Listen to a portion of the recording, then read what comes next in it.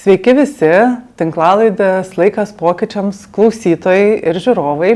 Šiandien su manim yra Pokyčių namų bendruomenės psichologė, psichoterapeutė Rasa, su kuria šiandien pakalbėsime atvira tema, tai yra apie toleranciją, apie atvirumą, smalsumą ir kūrybiškumą.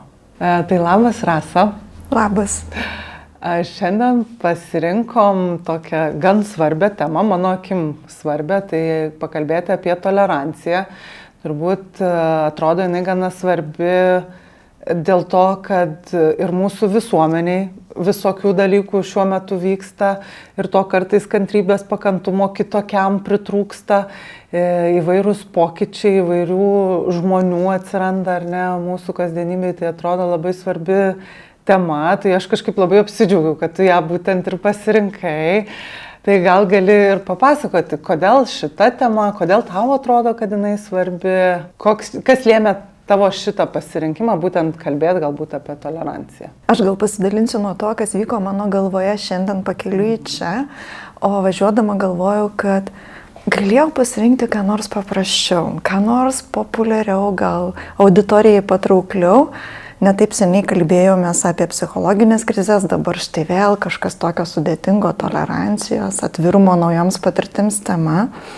Ir tada mintis vijo mintį ir kažkaip tai pagalvojau, kad temų pasirinkimas sudėtingų atliepia mano gyvenimą bendrai, tarkim mano profesinius pasirinkimus.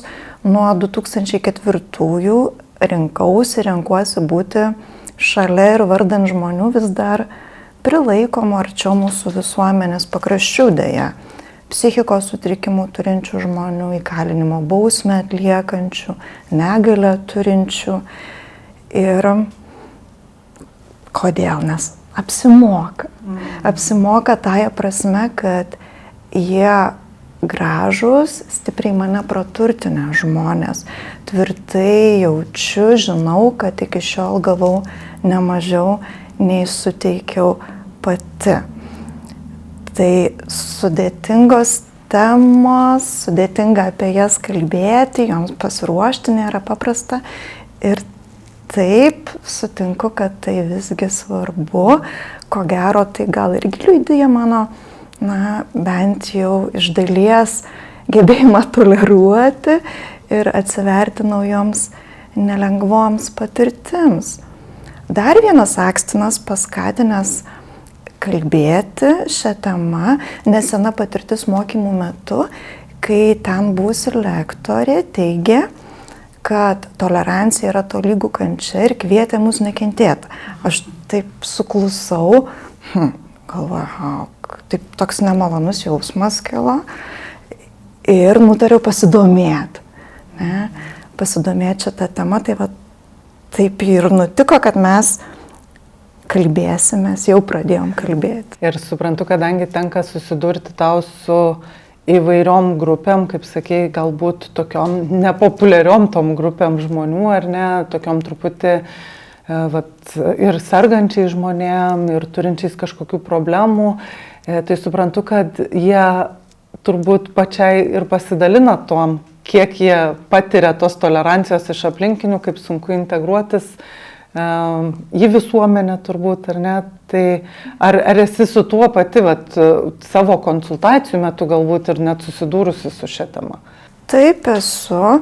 Kai dirbau psichiatrijos ligoninėje, tai gal ne tiek žmonės dalindavosi, kiek gatvėje pastebėdavau, kaip kad yra nusišalinama nuo ko nors, kas elgiasi keistokai, autobusų stotelėje ar tiesiog kažkokiam tai taške.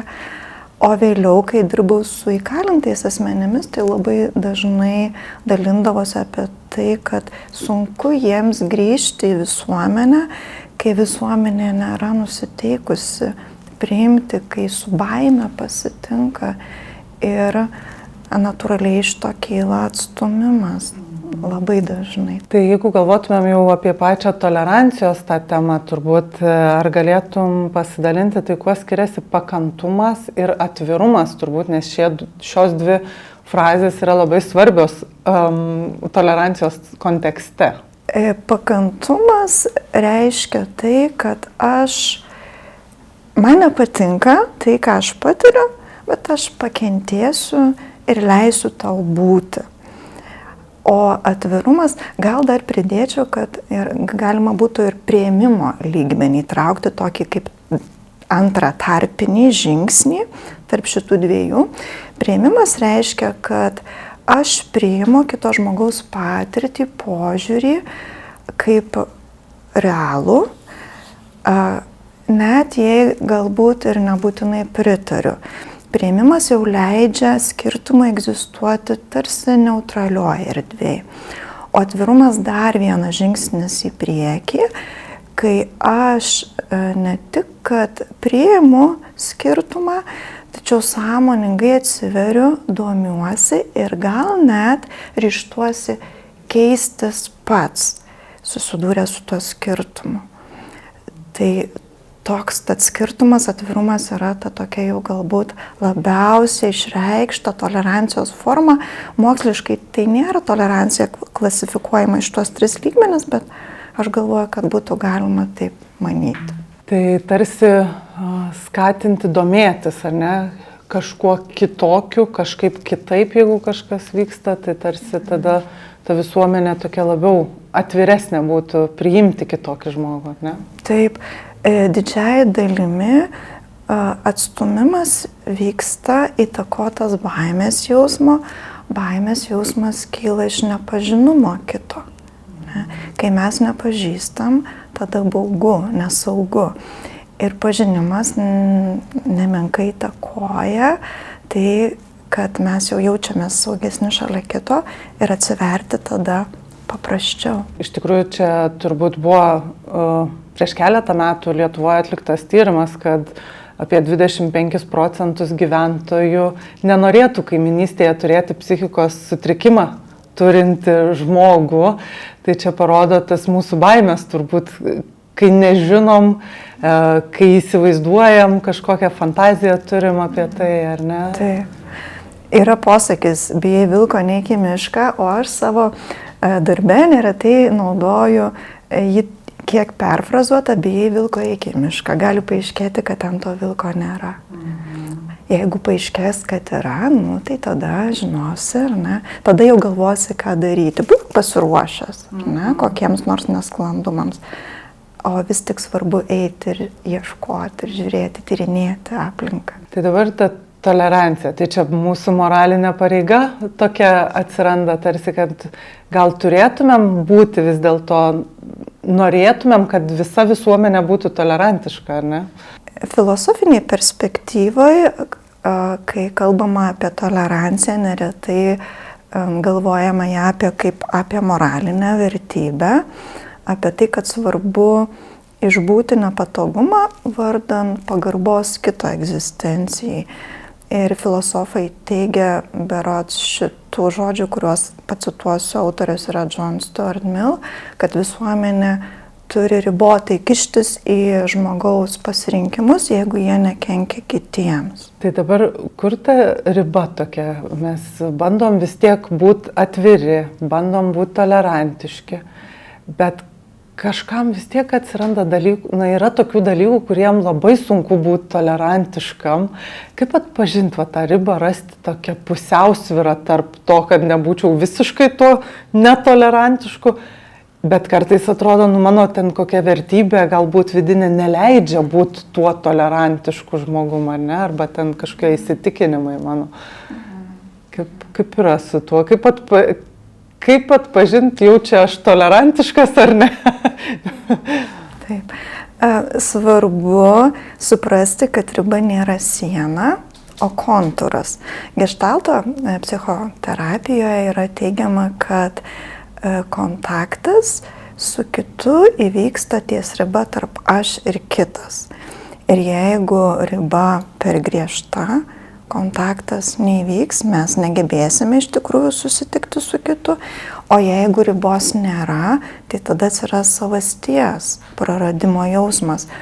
Ir signalas būtų emocinis diskomfortas, įsiklausyti, stabtelti ir įsiklausyti tai, kas manyje dabar vyksta, kas manyje jungiasi, baimė ar smalsumas. Ne? Ir pasistengti, o kai jau stabtelim, atsiranda galimybė nereaguoti automatiškai, nesivadovauti refleksu. Ir tada paklausti savęs, ar yra vietos daugiau smalsumui čia atsirasti.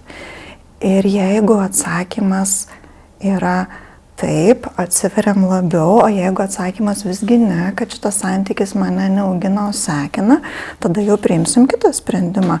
Ribą laikyti griežtą, o gal net dar labiau ją išdidinti. Sudėtinga, turbūt visi nori būti tolerantiški, bet tą ribą kažkur pasiekiam. Vis tiek atsiranda gyvenime turbūt kažkokių situacijų, kai be galo sunku būti tuo atviru, smalsiu, tolerantišku. Ir čia nuo kiekvieno turbūt patirties labai priklauso šitie dalykai. Priežasčių yra, dėl ko mums sunku, net jeigu ir deklaruojam, kad esame atviri, tolerantiški žmonės, priežasčių yra ne viena, visos jos svarios ir visos jos mūsų psichikoje sėdi, evoliuciškai išsivyščiusioje sistemoje, kuris siekia užtikrinti saugumą ir stabilumą mums. Mūsų protai ieško informacijos, kuri atitiktų tai, ką jau mes žinom, mūsų jau turimus įsitikinimus. Tai vadinama patvirtinimu šališkumu. Ir jeigu mes susidurėme su kažkokiu skirtumu, tas skirtumas tarsi tampa kibirkštimi, grasinančiai išjudinti mūsų vidinį saugumą, rodos kartais ir išorinį saugumą. Tai vadinama tokia kognityvinė disonanso teorija, tai paaiškina. Kai aš girdžiu tai, kas prieštaroja tam, ką žinau, man emociškai labai nemalonu.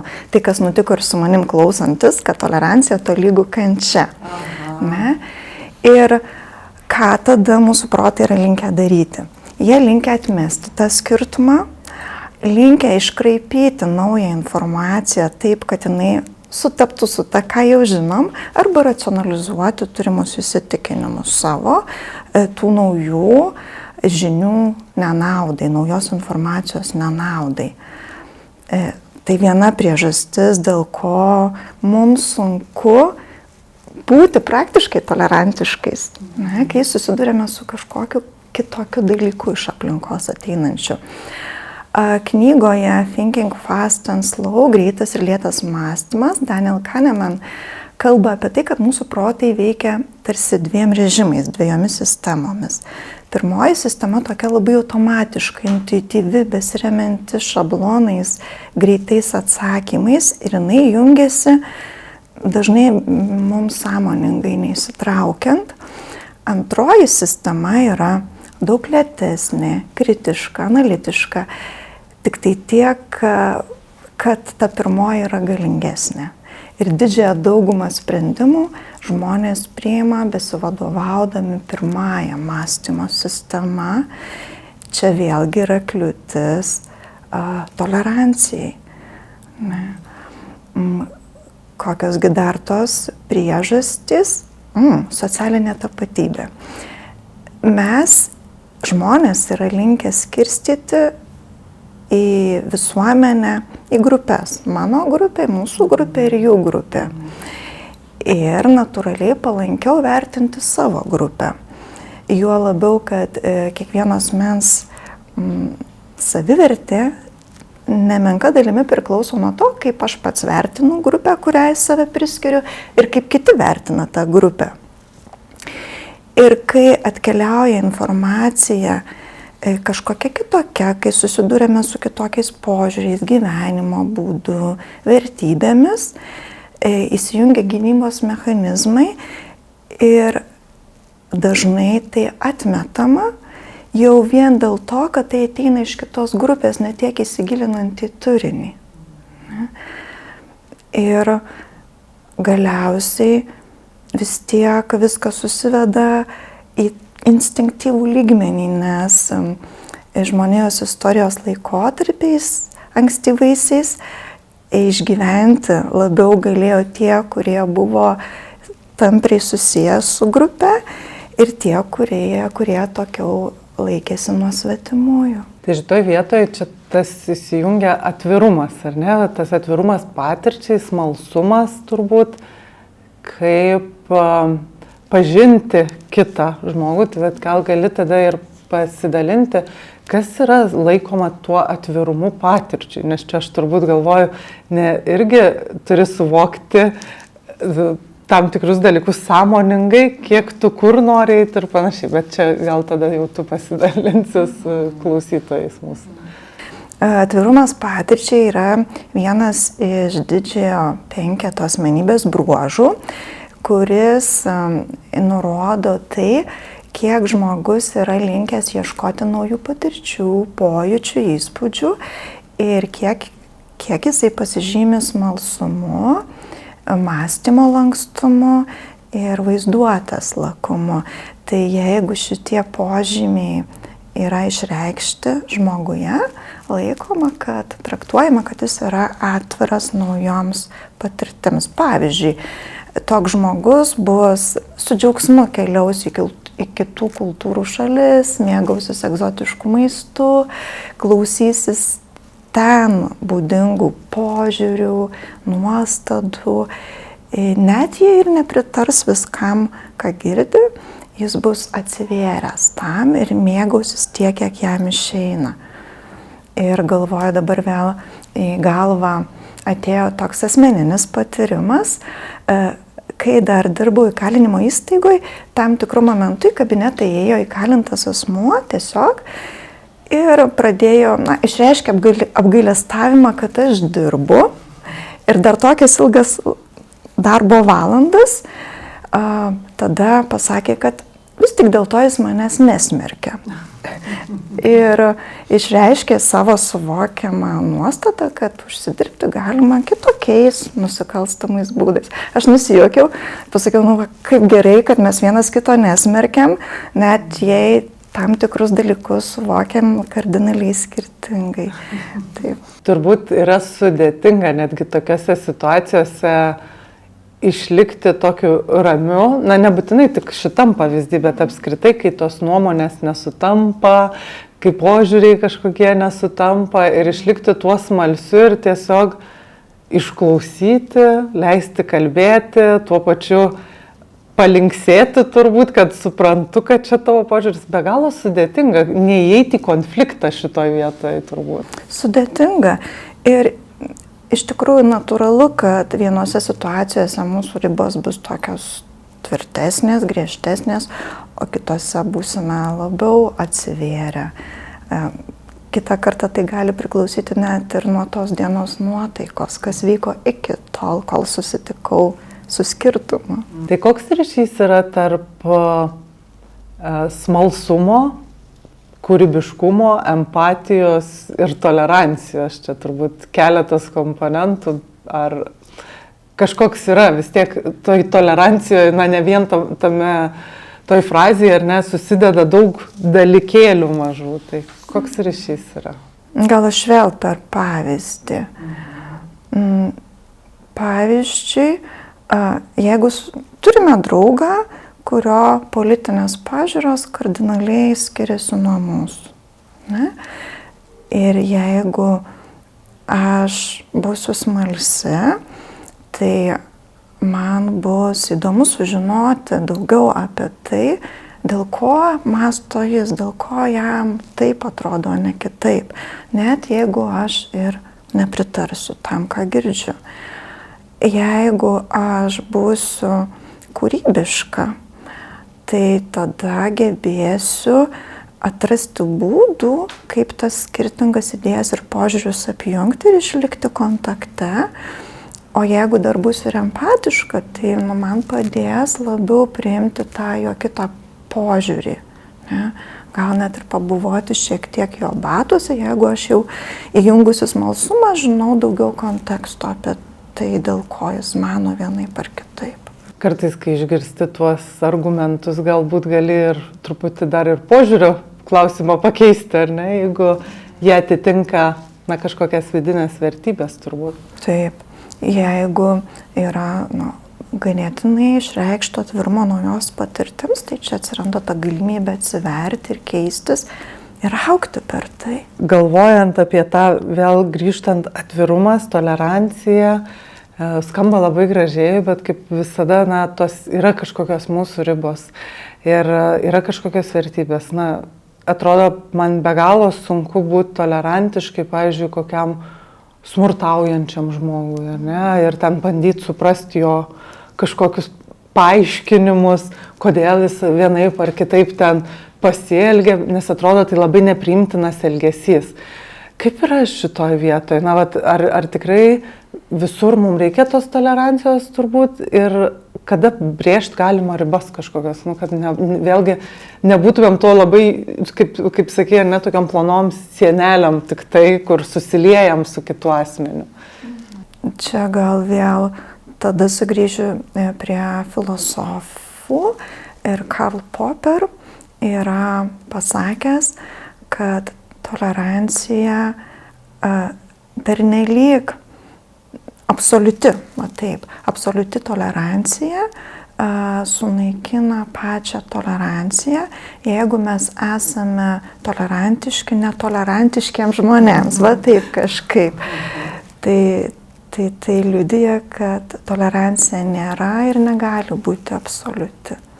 Kartais turbūt sunku tas ribas suvokti, nes visada gali tave apkaltinti, kad tu nesi tolerantiško, mes vis tiek nenorim tuo būti turbūt apkaltinti, bet iš tikrųjų turbūt vis tiek yra tų situacijų tokių, kur reikia atsižvelgti į savo vertybinės sistemas turbūt kažkur, nes aš taip galvoju, jeigu tam smurtui tu tampi tolerantiškas, tarkim, tai tada jis gali labai lengvai plisti visuomeniai, turbūt jeigu tu pradedi toleruoti tai, kas neturėtų galbūt toleruojama, ar ne?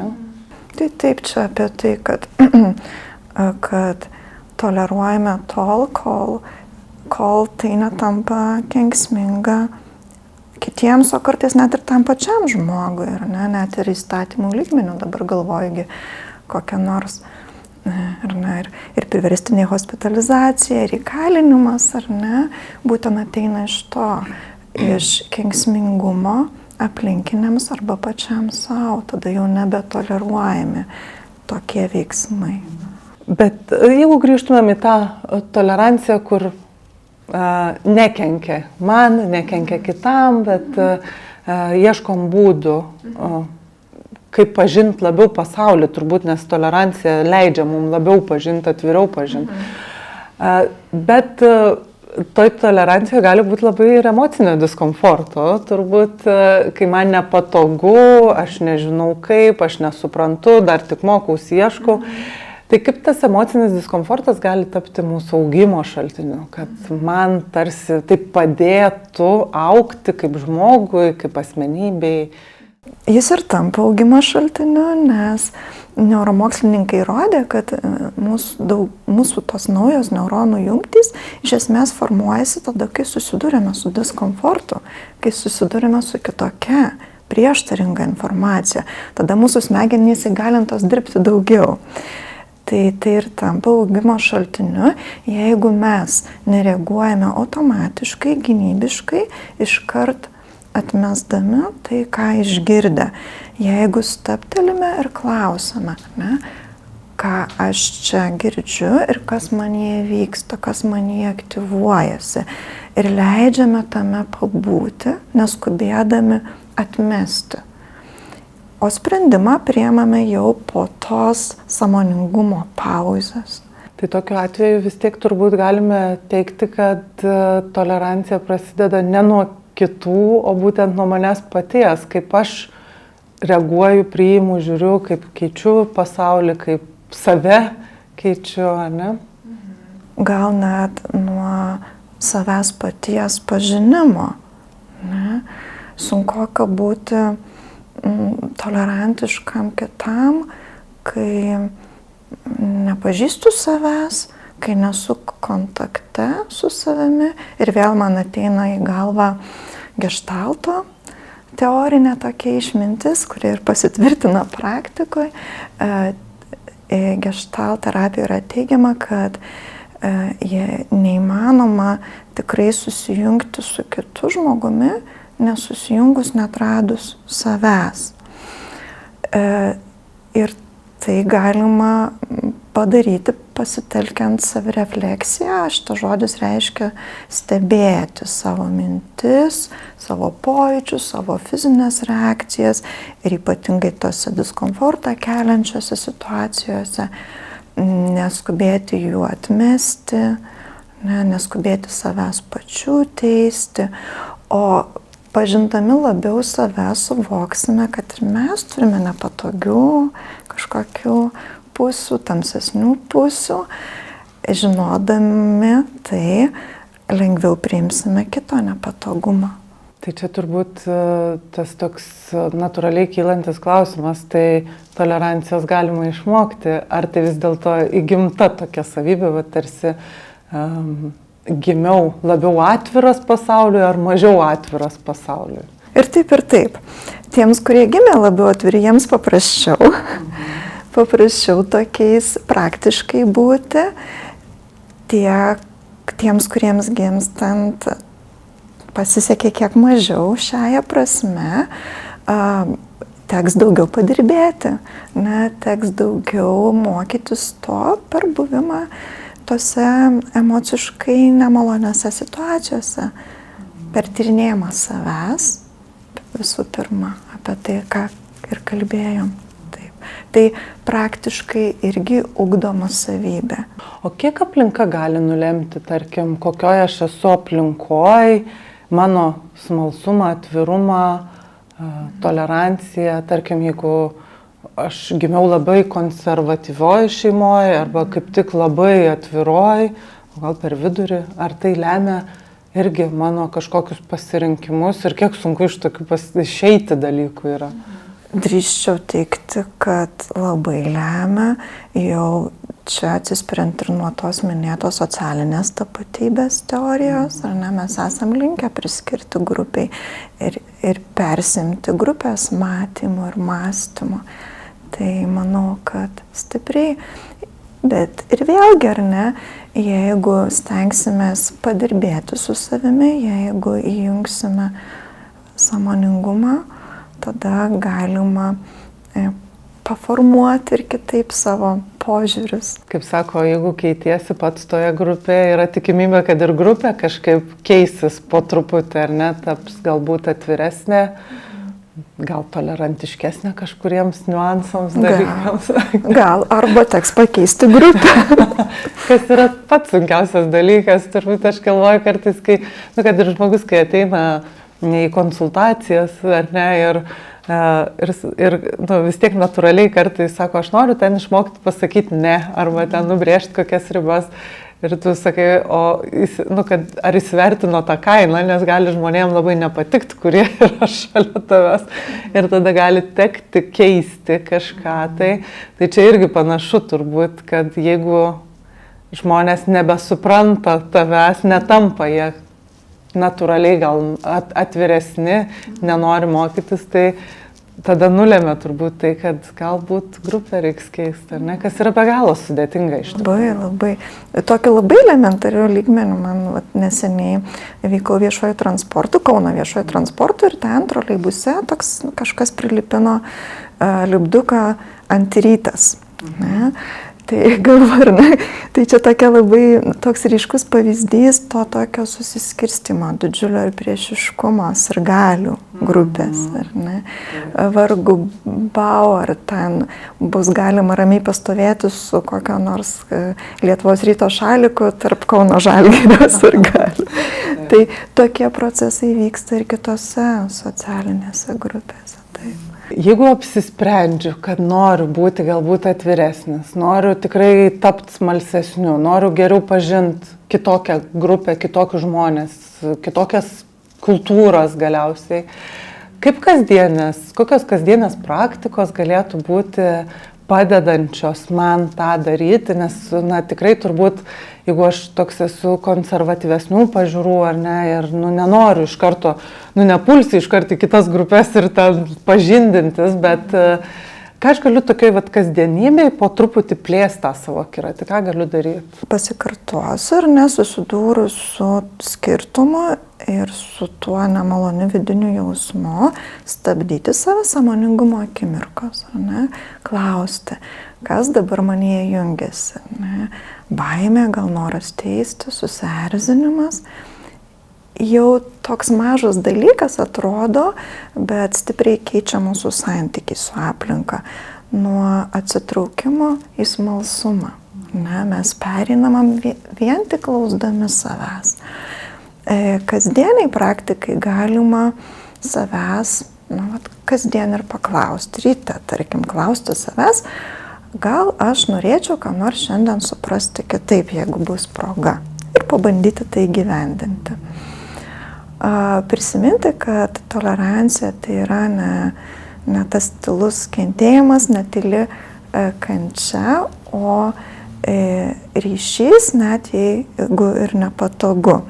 Tai turint šitą žinutę galvoje, susidūrus su kitokia nuomonė, galima treniruotis, praktikuoti, sakyti. Girdžiu, kad tu galvoji taip, aš tai galvoju kitaip.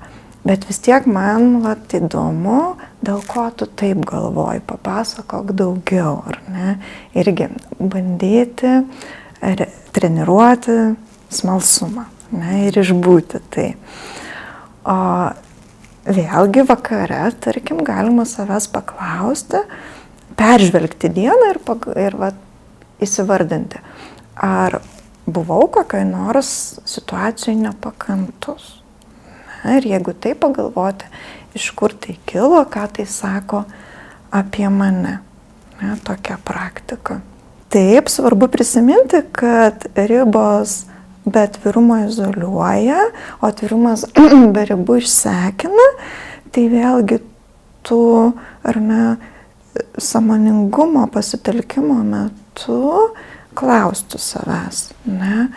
Ar aš turiu resursų tame būti, ar vis tik tai ne. Man geriau pasitraukti iš šitos situacijos, ypatingai jeigu labai kažkoks stiprus trigeris yra. Tokiu būdu mes irgi lavinsime, ugdysime savyje toleranciją, atvirumą. Tai pradėjom pokalbį nuo to, kad tolerancija galbūt yra kentėjimas, kančia, ar ne? Tai pokalbį vedėm lyg ir ne visai kančios tam tikros keliu, nors sunkumo keliu tikrai yra. Tai tavo nuomonė vis dėlto tolerancija yra kančia, kentėjimas kažkoks ar ne? Dabar aš irgi labai stengiausi ir dabar stengsiuosi, ar ne, neatmesti tos informacijos, kurią išgirdau mokymų metu, nesureaguoti automatiškai. Net jei ir tuo metu, tarsi nesureagavau, ar aš puoliau domėtis, tai labai džiaugiuosi savimi. Tai ta tiesos yra jau vien tame, kad žodis tolerancija yra kilęs iš lotyniško žodžio tolerare, reiškiančio ištverti, išbūti, atkentėti ir neiškentėti.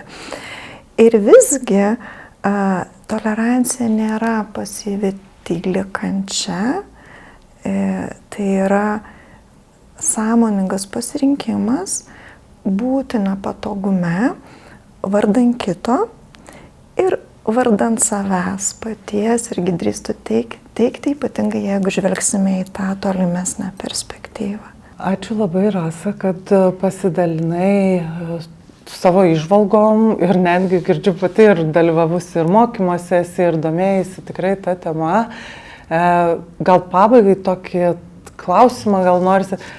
Kaip manai pati, kas tau būtų svarbiausia, kokia svarbiausia žinutė mūsų žiūrovams, tokiu užbaigimui, ką jie galbūt galėtų išsinešti arba suprasti iš šito pokalbio, kas būtų toks?